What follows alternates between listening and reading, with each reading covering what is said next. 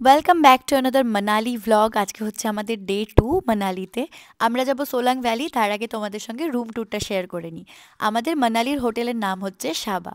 আর এটা হচ্ছে আমাদের রুম, যেটা আমরা ট্যুর পিকার্সের মাধ্যমে বুক করেছিলাম।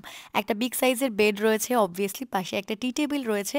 আর সব থেকে ইম্পর্ট্যান্ট আর অ্যাট্রাকটিভ প্লেস হচ্ছে আমার কাছে যে কোনো পাহাড়ের রুম থেকে বাইরের ভিউটা।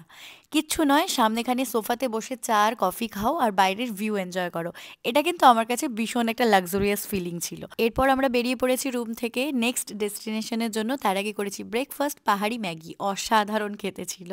এরপর হঠাৎই প্ল্যান করি যে জিপ লাইনিং করবো মাঝ রাস্তাতেই, তাও আবার দুজন একসাথে।